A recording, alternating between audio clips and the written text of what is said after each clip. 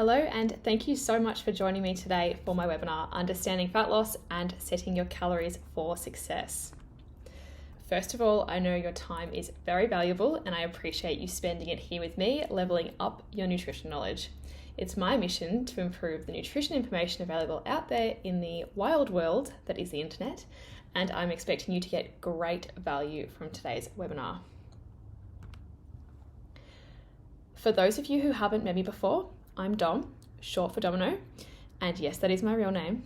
If you're wondering, my parents got the name from a James Bond movie, not from the pizza chain. I am a dietitian, a nutritionist, a sports dietitian, and a personal trainer, and I have over 8 years experience in the health industry. I've worked many hours in the gym with clients, as well as doing consulting work with big brands, recipe development, presenting webinars and talks, and of course also working with my nutrition clients as well as my exercise clients. I have now transitioned my business completely online, and I help women across the world achieve their ideal body compositions and feel themselves best, not only for exercise but for life too. Before we get into it today, I do recommend you make sure you're in a quiet space with no interruptions. Pop your phone on silent or do not disturb, because this is an absolutely value-packed webinar and I don't want you to miss anything. Also grab a notepad and pen if you do want to take any notes today, or feel free to screenshot anything as we go through. Let's dive in. You are in the right place if you know nothing, or if you know a little bit but you want some more structure. I plan for this webinar to be enlightening at all levels of knowledge when it comes to fat loss and calorie deficits. So if you are a complete beginner, then the basics that I'll go over will finally make sense to you and you'll get a clear understanding of what steps to take next. If you already have some level of understanding of calories and fat loss, there is a little more detail here for you too, to sink your teeth into, as well as my processes for calculations to work out your ideal rate of fat loss. So stick around to the end, I am sure you're going to learn something new. This webinar is valuable for those who feel overwhelmed at having all these little snippets of information from here and there, from Instagram, Google, or from different people, and you're not quite sure how to put everything together. Or if you felt stuck at square one because you've got conflicting messages about fat loss, it's also going to be really valuable for you if you just love learning about nutrition, about health, about the physiology of the human body. So I have no doubt you'll enjoy this. You are going to leave this training having complete clarity around fat loss. We're going to go through the physiology and how to understand fat loss easily. You'll leave this training understanding the 3 big mistakes that I see, as well as how to avoid them. You'll also leave knowing how to calculate your calories perfectly for your desired rate of fat loss, and with some helpful pointers around making dieting and fat loss easier. And most of all, you're going to leave feeling very confident and ready to get results. The reason I'm running this webinar is because it is so incredibly important to educate yourself about nutrition and dieting. This is why I'm going to teach you all about calories today and the fundamental concepts of fat loss so that you don't get sucked into BS diets and scams. First things first, we are talking about fat loss here, not weight loss. This is an important concept to wrap your head around. Here's an easy visual of fat loss versus weight loss. Don't get confused about your weight or your relationship with gravity, meaning your level of body fat. The one factor that reflects how much fat you have is your fat mass. That's it. It's that simple. On the other hand, you have all of these factors that are reflected in how much you weigh. Firstly, your fat mass obviously weighs a little bit, so that will contribute to your weight. Your muscle mass. We all know muscle weighs more than fat, and that is because it's dense tissue, which means for the same amount of space that it takes up, it's much heavier than fat. You've also got bone mass and organs, which are fairly self-explanatory. All of these factors from here down affect how much water you're holding throughout your body. When sodium intake is high, you retain more water and therefore you're heavier. When hormones fluctuate, this can cause fluid retention, which makes you heavier. With hydration, if you are dehydrated, you're going to be lighter. Muscle damage and acute inflammation from exercise causes fluid retention around the muscle. For example, if you weigh yourself every day, you'll notice that you'll actually be heavier the day after a full body training session rather than just after training upper body, where you're using less muscles. bowel movements, and gut volume. If you eat less, you're going to weigh less due to not having the volume and the weight of food that you usually would. And lastly, carbohydrate intake. The carbs we eat are stored as glycogen, and each gram of this is stored with 3 grams of water, which makes that storage quite heavy. We're going to discuss this more in a little bit, but I just wanted to flag that now with you. All of this is to say that you're not trying to lose weight, you're trying to lose fat. So what we need to focus on is science, not short-term fixes that provide quick drops in the scale weight without noticeable changes in fat mass. Now onto the fat loss basics. I want you to think of your bank balance. If you're like most people, money will come in regularly and out regularly. Sadly, things cost money. We can't survive without money, and we can't survive without spending money. So there is a constant flux in, out, in, out. We have your money shown over here. My face is in the way, so I'm just going to move this little video. So your money's in here. This is your weekly pay. You then store this pay in your bank account for when you need it at a later date.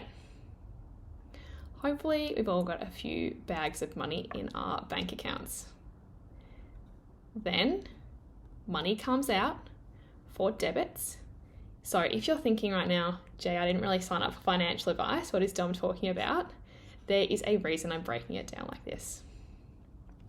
The reason is calories are the same thing as money.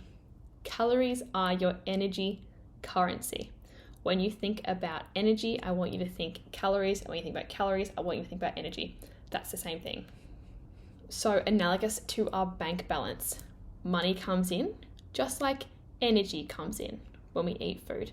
This comes from all calorie-containing food and beverages. Just like we store money in our account, we store energy in our energy stores. We eat a meal, it's put into storage, and then it's taken out of storage when we need the calories. For example, money comes out for your debits. This is the background stuff that gets taken out all the time. I like to think of this as your metabolism. So that's what you're burning at rest. You're not really thinking about it, but you are breathing, your blood is being filtered throughout your body, your heart's pumping, lots of stuff is going on in the background that you're not aware of. That is your regular debits, that's your metabolism. We also have your extra purchases, which I like to think of as your exercise and physical activity. It's the bonus stuff above the metabolism. It's the extra things you choose to do. It's the gym session, it's the walk with your friend, it's chasing your kids around, it's walking the dog. All these things add up. And then we also have your interest payments. So, for example, muscle mass burns more calories at rest, and I think of this as an interest charge. So you've done the hard work of muscle building in the gym. Then when you go out of the gym and you're just chilling, the muscle is accruing all of this extra interest for you. It's burning more calories at rest without you knowing about it. Likewise, EPOC, this means excess post-exercise oxygen consumption. And this means when you've done a session, your metabolism is actually elevated for 24 to 72 hours after to pay back your oxygen debt. You're essentially burning more calories again without realizing. Your calorie balance or your energy balance is the fundamental underlying concept in fat loss. Energy in, energy out. That is the basics of it. Which brings me to my next point, energy storage. Once you realize how fuel works in our bodies, how we store it, how we use it, you're much more educated around how to use more than you eat, which results in weight loss. So we spoke about food containing energy as a kind of currency, and our bodies are then able to bank that energy. Our bodies have multiple methods to store energy because they're smart, and we basically adapted to store as much energy as we can in case we go through times of scarcity or starvation. This is just how we've evolved. So we've got our muscles, we've got our liver, and we've got our fat stores, and these all store energy at some capacity from the food we eat. We store glycogen in our muscles and our livers. Glycogen means readily available carbohydrate. We use glycogen for high intensity, demanding activities. things like a higher intensity run, a weight training session, anything that requires fast or high intensity use of fuel. Fats are used more preferentially for lower intensity activities. The difference in uses for fuel and percentages that go towards different activities are due to the different energy production cycles that our bodies use, but this exceeds the scope of today's webinar, so we're not going to go into that in any detail today. For carbohydrates to be available so quickly for demanding activity, we actually need to have it stored with water. I mentioned this earlier. This is because the water is necessary for the fuel production and the biochemical reactions that happen to break up that glycogen for us to then use it. So we need to have water and glycogen together. Storing 3 grams of water with 1 gram of glycogen gets quite heavy. We can't just keep storing more and more and more. We would then be weighed down just too much to be existing at a functional level as humans. So for this reason, we have a limited capacity for glycogen storage. We store some in our muscles, but we store most in our liver. And combined, we have about 400 to 600 grams total across these 2 methods. In contrast to this, fat isn't stored with water. It's actually a really efficient and easy way to store a large volume of energy without the hassle of having to store extra water and break down in a split second's notice. When we fill up our muscle stores and our liver stores with glycogen and they can't take on any more, our bodies can then turn carbohydrate, fats or proteins, whatever we've eaten, it can turn that into fat. Even if you're not eating fat, if you've eaten too much energy overall, whether this is from carbohydrate, fat or protein, your body can break it down and put it into our fat stores because we have unlimited capacity for our fat storage. This means if we eat more and more and more, we can store more and more and more. That's what unlimited means. This is a great thing for our far ancestors back in the day when they might eat a feast once or twice a week. They could store fat and then they could pull that fat from their fat stores when they needed it. Now we don't really have times like that. If you're watching this webinar, you probably have the privilege of having electricity, water, a regular food supply. We're not cavemen anymore. For this reason, we now see issues where we have too much fat storage and we need to look at fat loss methods. Now we're going to go into energy use and how you can actually break down your energy stores to use for fuel instead. This is the constant flux that happens with our food intake and our food burning. We eat, we store, and then we use it for all of these things. If we eat less than we need and we reduce our energy intake, that means fuel will be lower.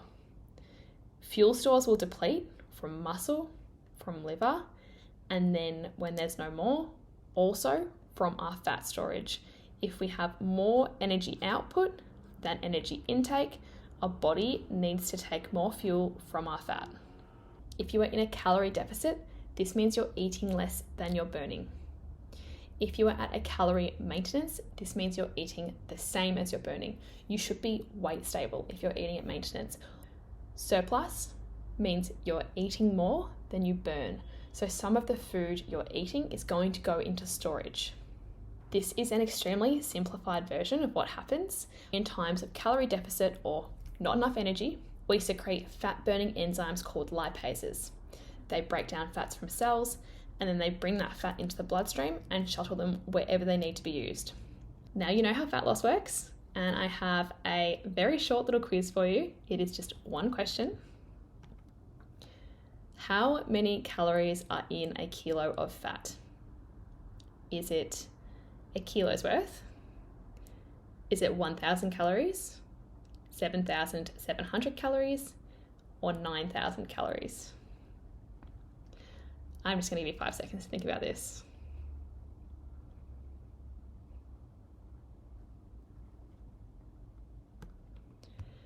If you answered 7,700 calories, you are correct. Now, for anyone who's familiar with macronutrients, you may think that because 1 gram of fat has 9 calories, that 1 kilo of stored fat has 9,000 calories. Because 1 kilo of stored fat actually holds a small amount of water, which has 0 calories, And we also expend calories during the storage and mobilization process when we store fat. The current best estimate is that 1 kilo of fat has about 7,700 calories. Why is this relevant? This is relevant because if you want to lose 1 kilo, you need to eat 7,700 calories less than what you... I'll teach you exactly how to do this later on in the masterclass though. Here are the 3 big mistakes I see when it comes to setting calories and fat loss. First of all, just to be clear, if you haven't lost weight so far in a diet, it's because you haven't been in a calorie deficit. Number 1 reason, you didn't actually set your calories properly. Either you set them too high and you overestimated how many calories you needed, therefore you actually ate at your maintenance by accident instead of in a deficit, and you didn't lose weight. Or you set your calories too low, which meant you couldn't stick to your plan. You perhaps binged on the weekends, you didn't account for alcohol, you forgot all the snacks that you had to eat because you were so hungry, you weren't able to stick to it, and you didn't stay in a calorie deficit. Reason number 2, you overestimated your activity levels. This meant you thought you burnt more calories than you actually do, which meant you didn't set your calories properly, which meant you didn't lose weight because you weren't in a calorie deficit. Number 3, you're not actually following the plan. This could be due to weekends, untracked alcohol, inaccurate measuring or weighing, takeaway foods and not being able to track these properly, or sabotaging yourself. I actually see this a lot when people get this close to their end goal. They start sabotaging themselves, going looser on their plans, not actually doing the things they know they have to do because they're not quite sure what success will feel like, and it's kind of a scary unknown territory. So sabotaging yourself is actually a big one. But at the end of the day, all of these things come back to you haven't lost weight because you haven't consistently been in a calorie deficit. The way to fix this is by setting your calories properly. They need to be not too low, not too high, and you need to be able to stick to it. Now, I haven't addressed another reason why you haven't lost weight here, and that is metabolic adaptation. This requires individualized assessment and is a bit too techy to fit into this masterclass, so we're not going to go over that one today. Let's do it. Calculating your deficit. This is an easy 2-step process. It is not complicated, but you do, of course, have to get it right. Step 1, work out what you burn. This is how many calories you spend each day from your energy bank. Number 2, set your deficit realistically. Step 1, working out what you burn. This is how I work out what my clients burn when I do an individualized assessment and I have to do this step before calculating their calories. We're going to do this together, and I suggest you follow along and either take notes or just do it at the same time.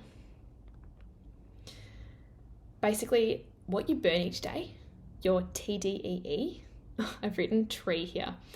Please pretend this says TDEE. TDEE stands for total daily energy expenditure. This is just a nerdy way of saying this is your daily calories burn. This is how much energy you put out. If you can follow this link for me and jump into a browser, I'll do this at the same time. I think I have to bring my face off the screen though. Okay, we are going to use an example here. Let's say female, so pick whether you're male or female, pop your stats in at the same time, pop your age in.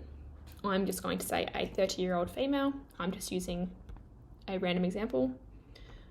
Put your weight in if you know it, or your best estimate if you don't. Also, if you work in pounds, just click imperial here instead of clicking metric.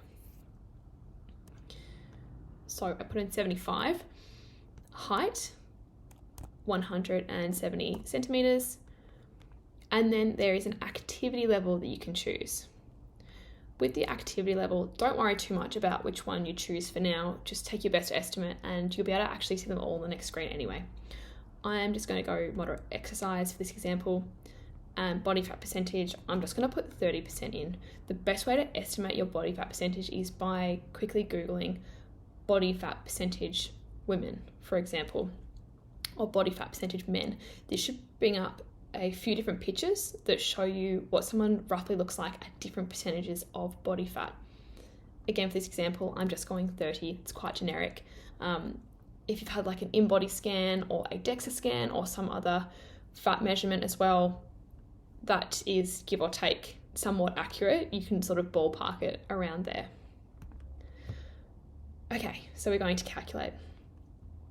What this does is it now brings up your estimated maintenance calories, remembering that this calorie level is the amount of calories that you burn each day. So if you were to eat this amount and you also burn that amount, you should stay weight stable. You can see over here that you have a few different calorie levels for different levels of activity.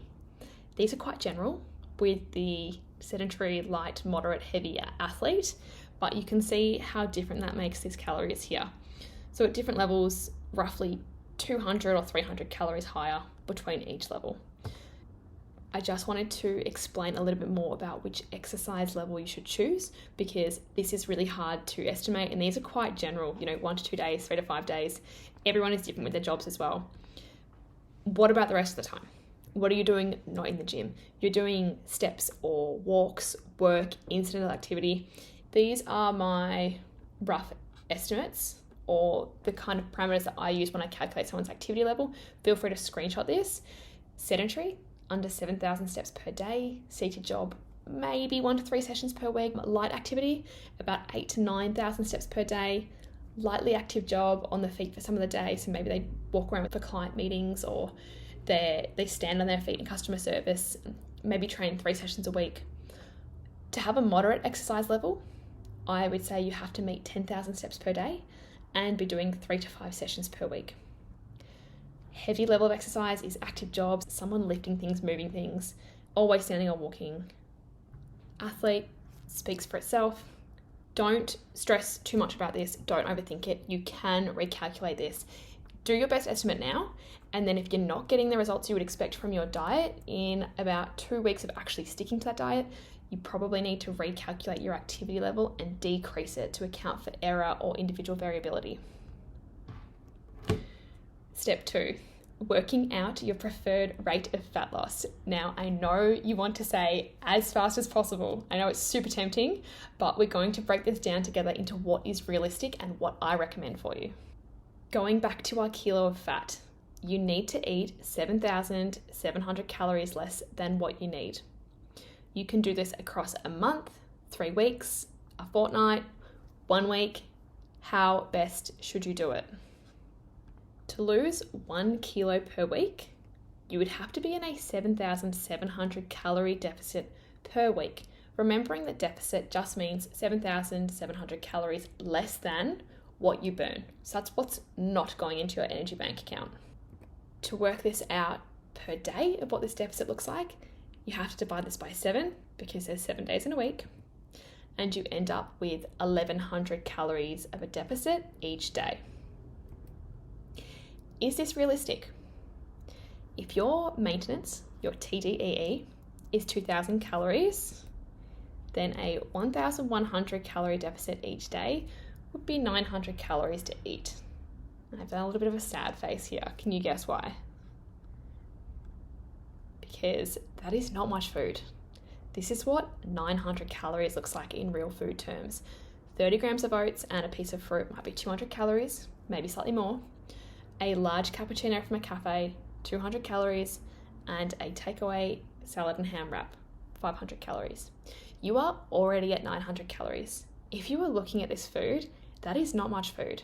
That's a tiny breakfast, that's a drink, and that's a little takeaway wrap. You will not be able to sustain 900 calories.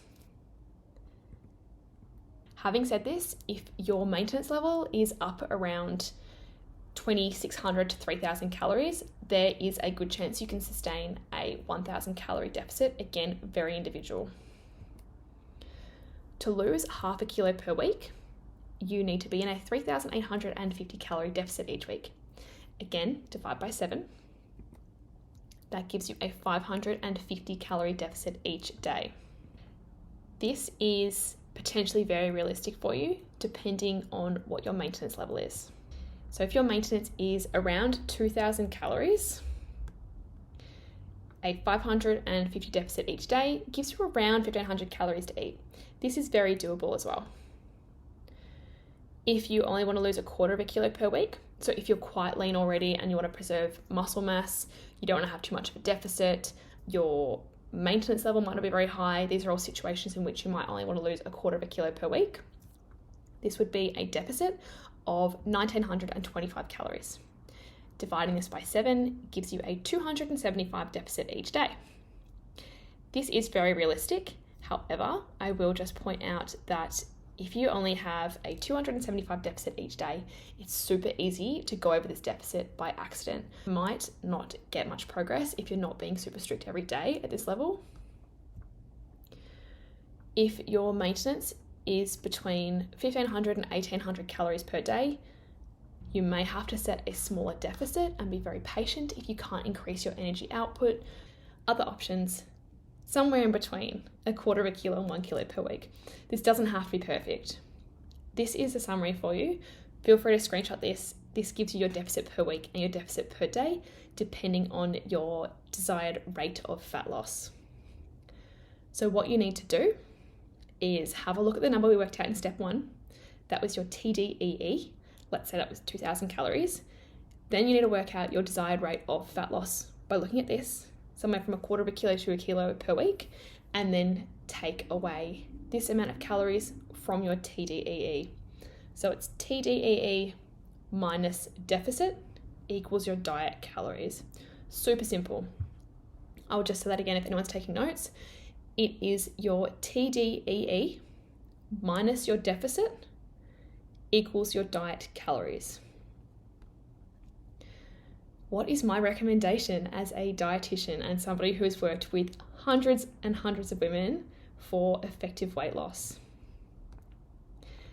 Half a kilo per week. Keep it simple. It is not a race, and this is actually really fast fat loss.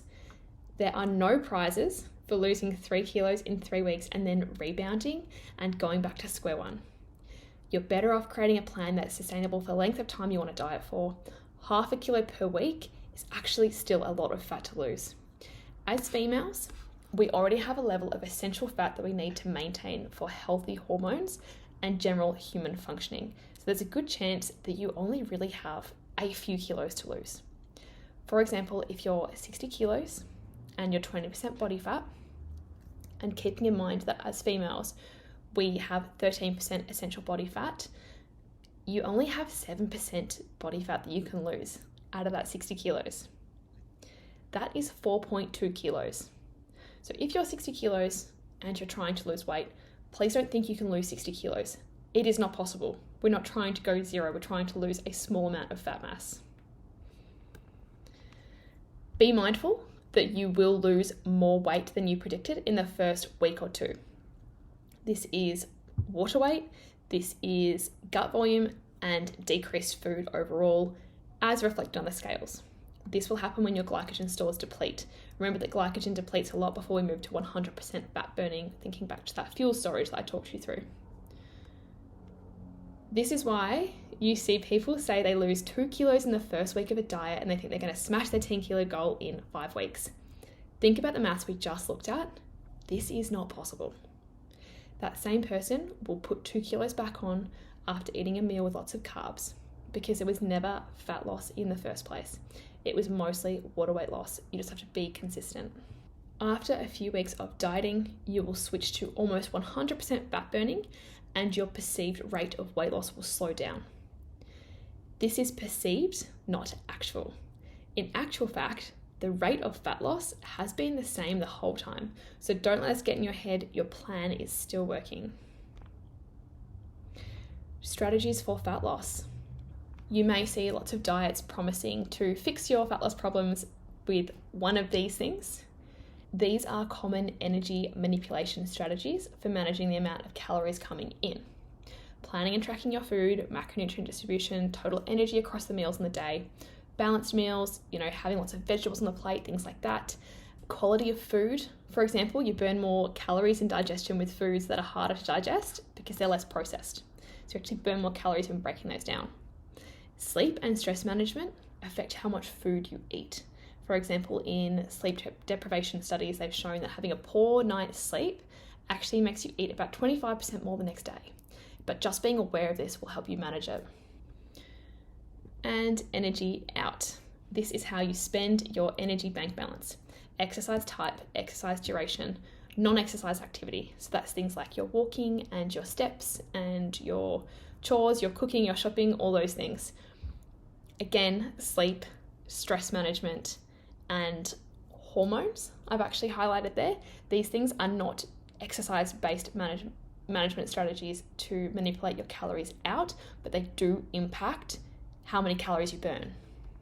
This all comes back to your calorie balance. I'm going to repeat myself here to drive this point home again.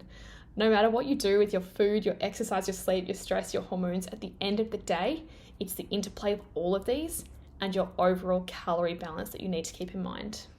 On to some fun stuff. As I promised, I was going to run over some pointers on how to make dieting easier. First things first, your nutrition plan. Your nutrition plan should be designed so that you can stick to it. This should be the correct calories, not too low and you can't stick to it, not too high so that you're dieting but actually not getting anywhere. It should have balanced macronutrients. You should have the right amount of protein, fat, and carbohydrate for you. You shouldn't be blanket cutting out fat. You shouldn't be blanket cutting out carbs. Being really mindful of protein is super important, but again, out of the scope of today's webinar, so I'll touch on that in another one. It should include your favorite foods. You should be incorporating things that you enjoy eating in the portions you can manage them in your calorie deficit so that you don't feel like you're missing out and you don't crave foods and be triggered to binge eat. It should also have a focus on food groups and whole foods, not just numbers, calories, macronutrients, because numbers on a screen and real food are a little bit different. Your mindset. These are some questions that I highly recommend you consider. Are your goals linked with your values? Why do you want to lose weight? Do you want to lose weight because all of your friends are? That's probably not going to last. It doesn't really stick with your values. But if you are 20 kilos overweight and you have young kids and you want to be able to run around with them and exercise with them, so your value, for example, is time with your family, then losing weight will be linked with your values. It's much more likely to stick and to last because that's an intrinsic value you're linking your goal to.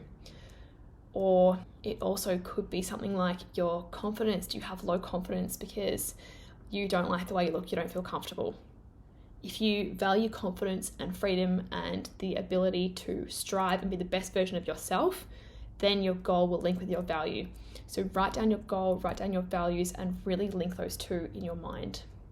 Trade-offs. Are they worth it? There are going to be some things you have to say no to. You can't go out every weekend and binge drink. You probably can't go out for 7 dinners a week. Your trade-offs have to be worth it. You don't want to be giving up too much of your life that your goal is pointless. You want to have a really nice balance for you. So again, this comes back to setting your calories correctly. If you can fit in dinners, socialization, a couple of glasses of alcohol, you might be more likely to stick to your plan, but keep in mind, if you're dieting, there will be sacrifices. You can't have it all. How long will you actually be dieting for? Think of it as a temporary phase. You're not dieting forever. Think of it as your 4 weeks or your 8 weeks or your 12 weeks, whatever it is that you've actually set in stone with your goal setting. Are you ready? Are you actually ready to diet now? Why are you ready now instead of a week ago or a month ago? What's changed? Writing these things down will improve your confidence and your readiness for action. Where do you need to get additional support in this plan? Do you need to get a gym program? Do you need to speak to your partner about supporting you? Do you need to outsource some things to make your life easier? Do you need to have a properly structured program? Where do you need your extra support from? Make the process more seamless. Reduce the barriers to the process. Is it easier for you to outsource some of the food to a meal prep service, for example, or a microwave meal service? So don't make your life harder if you hate cooking and you hate meal prep. You can get organized and batch things to save your time. Planning and prepping might sound like it's time consuming and you're thinking, oh no, that'll take 3 hours out of my Sunday or my Monday, but it'll actually save you time throughout the week. You won't have to go shopping as much. You won't have to prep each meal on the spot for lunch or for breakfast. So if you actually do these things and you commit the time now, you save time later. There are a few time-saving methods for nutrition tracking that I recommend. You can create recipes, you can bulk add ingredients, you can use the apps regularly, you can eat the same breakfast each day, so you can do a quick ad from the recent foods you've had. There are lots of ways to save time when it does come to nutrition tracking, nutrition planning. Lots of it comes to practice, getting faster at things, and also outsourcing. Utilize the resources you have available for you too. Speaking of resources, I do have extra resources for you free on my website. This includes a goal setting guide, which helps you incorporate your values and your goals, as well as a timeline. So I do recommend downloading that from my download section. I have a label reading guide for you as well, again, free from my download section. That should help you interpret food labels and see if foods are right for you and for your plan, things like that. And I have plenty of blogs for things like how to create your nutrition plan now, what foods to incorporate, how best to make these changes stick. So please make use of those. If you do need more help with this process, I have 2 options that might work for you, which I'll quickly outline before I give you a page to screenshot to tick off your step-by-step approach for your calories and dieting. I have my Forever Body mini course, which is a video course designed to get you out of procrastination and into action. It is designed to give you every piece of the puzzle sequentially, so you know exactly what to focus on without getting overwhelmed from all these different sources of information. It's designed for you to build your own nutrition plan confidently and easily for your goals, so it's completely individualized. You have really easy access online on the desktop or mobile site. The 4 modules are broken into 4 bite-sized videos each, so you can actually rewatch any concept as many times as you like. This goes over everything from goal setting, measurement of progress, plateaus, calories, fat loss, setting your macronutrients, protein, fat, carbs. There's all the work through examples so you can follow along super easily. It's designed to be very digestible, excuse the pun. It also comes with calorie and macronutrient calculators and templates, cheat sheets, recipe ebooks, and other resources. It's got $300 worth of bonuses. So if that is something you think you'll benefit from, if you are someone who likes to DIY and have full control over your nutrition, this will be the perfect resource for you. Alternatively, you have my premium online coaching service. This can be nutrition, exercise, or both combined for the full package. This is designed to give you the best of all worlds. You get flexibility, you have a flexible meal plan, you get structure, everything's very clear, you get accountability with me, and you have education along the way to make long-lasting changes. Basically, I plan, create, and monitor your entire journey for you with my flexible meal plan methods. You get flexible nutrition plans created for all phases of your nutrition. This is through deficits, maintenance, and building phases with your calories. Everyone's journey is different, and this is all completely individualized. You also get bonus recipe plans with macronutrients and calories all calculated for you with the shopping list. So if you don't want to use flexible meal plans, you can have recipe plans that set out your breakfast, lunch, dinner, and snacks for you. With online coaching, you also have that weekly check-in and accountability side of things. You have weekly videos with nutrition education snippets. So we talk about meal timing, macronutrients, nutrition tracking, and you have extra support and messenger access throughout the week too. Now, regardless of whether you need more help or you're perfectly comfortable on your own, I'm going to outline your next steps for you. Number 1, set your goal. Please go to my website, grab your free goal setter, and start planning out your journey. Number 2, work out your daily calories. This is your TDEE that we went over before. Number 3, set a realistic deficit that you can stick to for your preferred rate of fat loss. Number 4, create your flexible nutrition plan or a nutrition approach or some sort of guide for yourself so you can actually stick to something and you have something to refer back to. Create that structure. make dieting easier by strategic implementation of all those strategies we spoke about, things like outsourcing, meal prep services, planning, organization. And then when you've achieved your goal, you want to exit the diet and maintain your results. That is just as important. So today you've learned fat loss versus weight loss, fat loss basics, energy storage, energy use, the 3 mistakes I see, how to calculate your deficit, strategies for making fat loss easier, and your next steps. There is nothing left to do but to do it. Time to take action. The time will pass anyway. Use it wisely. And thank you for coming along today.